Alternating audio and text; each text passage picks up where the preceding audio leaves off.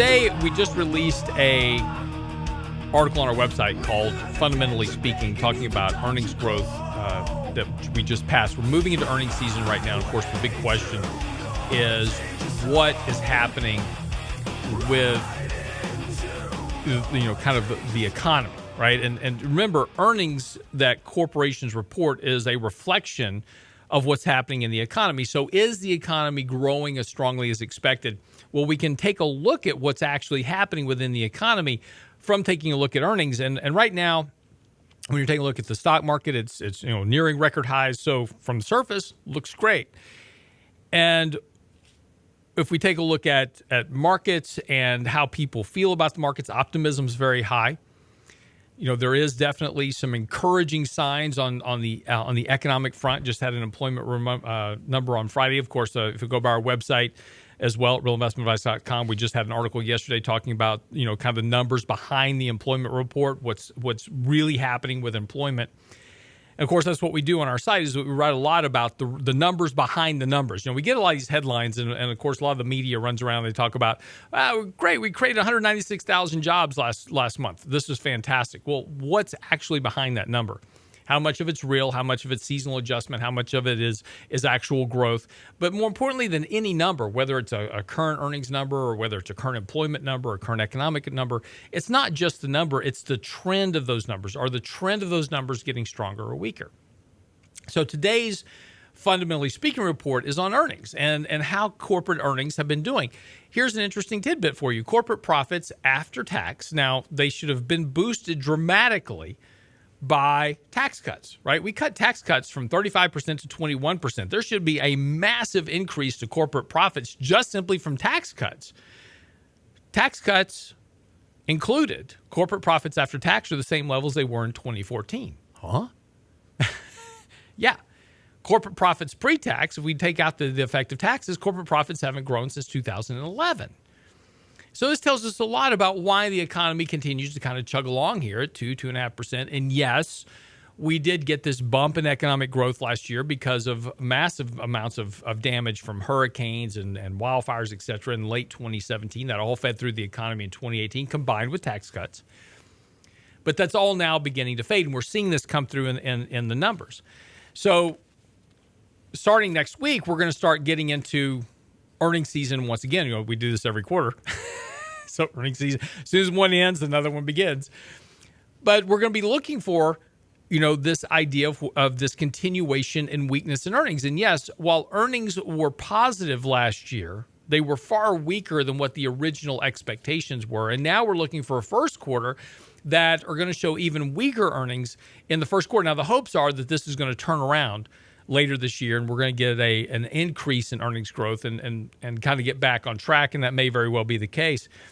But, we're going to be looking at some major indications, and it's not just the issue of earnings themselves. What we're going to be looking for, and what we're specifically talking about in this article, is not just the trend of the earnings now, but also the things that are impacting them. And the things we're going to be looking for in this coming earnings season in particular, or what are corporations saying about trade and tariffs, right? We continue to have a lot of talk and rhetoric here lately about, hey, we're getting close to a trade deal with China. Haven't got one yet.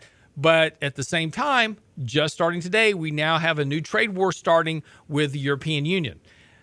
We are slapping tariffs on the EU. The EU has already come back and said that they're going to do retaliatory tariffs back on the U.S., so we haven't even resolved the issue with the trade war with China, and now we're picking one with the EU. So importantly here is going to be what corporations are saying about how those trade wars are impacting their business. And again, why would trade wars impact their business? It just raises their cost, right? That's it. And as long as they can pass that cost on to consumers, should really kind of be just a pass-through issue. But that's not the case, is that consumers aren't willing to pay up for those higher prices. And that's why consumers are always seeking out cheaper alternatives. A, they don't have the savings and affordability to be able to pay higher prices. And B, we like lower prices, so we seek out the lowest possible price on things. I mean, how many times do you get on the internet and start searching for an item you want and start doing price comparisons online? That's, one of the drawbacks from internet shopping is that you can very easily do price cost comparisons.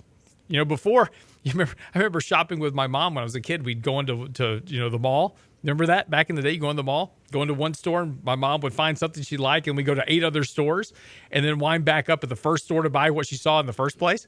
It was exhausting. But that is how we used to do price comparison shopping. But now you just do it online very quickly. So it's like, that seems a little high. Go find it 5 other places cheaper. We want cheaper costs. And that feeds through to corporations. So when you have trade wars and I can't pass on these higher costs, it affects earnings. So that's today's article really in a nutshell, is looking at the data. And despite tax cuts and despite tax reform, which was supposed to be this massive boost to corporations, it didn't actually occur. And part of that has to do with trade war. Part of that has to do with the economy itself. Part of it has to do with the fallacy of tax cuts in a late stage economic cycle. And it's not surprisingly, a poll out yesterday showed that most people didn't really get an effect from tax cuts. And it's not surprising because it's exactly what we said was going to happen right after tax cuts were passed. We said this is a very bad policy being put into place because it's not going to have the effect that people are expecting. And B, it's actually going to increase massively the deficit. It's not going to actually reduce the deficit. It's not going to increase revenue to the government. It's going to do exactly the opposite because we never cut spending. And as our spending continues to spiral kind of out of control, that deficit's continuing to increase. So if you get by the website today, realinvestmentadvice.com, that piece is there for you. And also the piece on employment. I encourage you to read them both because I think they'll give you a little bit better perspective about what's happening actually in the economy and kind of what we expect going forward. Because again, when you think about investing and money and the things that you've got, your family's wealth, the things you're going to retire on, you really have to understand where we are within the cycle of the economy. In the short term, things can be absolutely look great, right, on the surface. And right now, things look good on the surface. Absolutely in the short term, things look good right now. But underneath the bigger picture is you've got to pay attention to the trends of the data, which are clearly weakening at this point. And again, it's not surprising that we're seeing after a decade of growth that you're starting to see some weakness in the cycle. It's just part of the cycle. It's not bad. It's not the end of the world. It's nothing disastrous to pay attention to, but it's something you definitely have to pay at least give some credit to the fact that things do run in cycles. And if you're going to protect your assets and your wealth and the things that you've built up, particularly your savings, it's important to pay attention to where we are within given cycles and take appropriate action. This is why, we talk about these things. This is why we write about them. This is, we talk a lot about how we manage money for our clients and how we protect against risk. And those are just the things that you have to consider. And if you don't have some type of plan and strategy in place to help protect that, then, you leave yourself vulnerable to the actual negative impact of when it occurs. Wall Street is the only gambling casino in the entire world that requires you to be all in on every hand. We talk about this a lot. You go to Vegas, you'd never bet all in on a pair of twos. You might, but you'll probably lose. And you know that. But we don't approach investing the same way that we approach gambling. We don't approach our investing portfolio from saying standpoints like, really, I don't have that great of a hand. I'll bet a little bit, but I'm not going to bet a lot. Because the right hand, when it comes along, that's when you bet all in and you can win a lot of money. Dan Blazarian, is one of the kind of more naughty boys of gambling and poker. And, he's kind of one of these flamboyant guys. But this is, when he plays poker, he's willing to bet all in on the right hand. And if he wins, he can win big. If he loses, he can lose millions of dollars at a time. But that's the risk of gambling. But that's the same risk that we take in investing. There is no guaranteed outcome of investing. People that bought into the Lyft IPO the day that it came out have lost money in it because Lyft needs a lift at this point.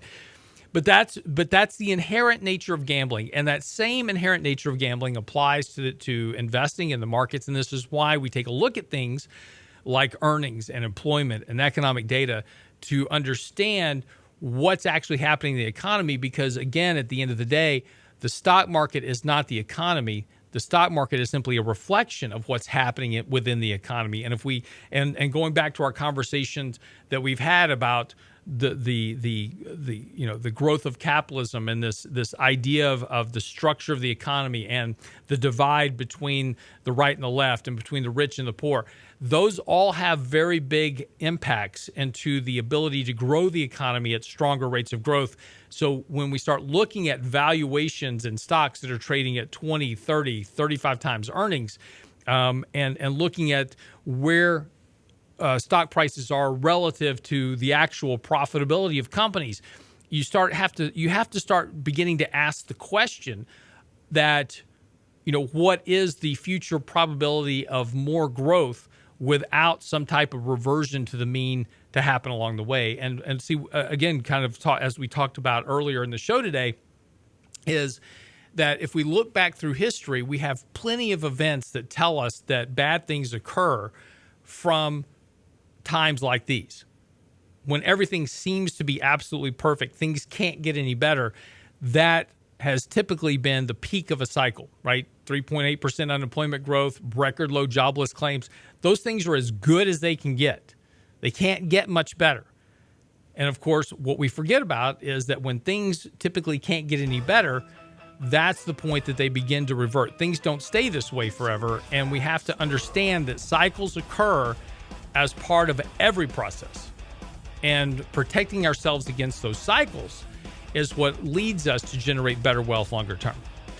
Anyway, those articles on our website today, fundamentally speaking, as well as the employment report that's on our website now, realinvestmentadvice.com. Click on the YouTube channel and get subscribed to our channel. We'll release the interview with Jonathan Tepper today on the myth of capitalism at noon. That'll hit your email inbox once you subscribe. And of course, you can get all of our podcasts, all of our daily reports, all of our newsletters, everything on our website, realinvestmentadvice.com. Ask questions, comments, send us emails. Let us know what we can do to help you. More than happy to do it. And of course, hang around because Chris Salcedo is coming right up.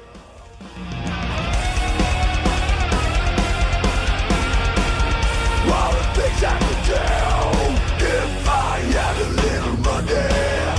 It's a rich man's world. Got a question for Lance later? Ask now at realinvestmentadvice.com.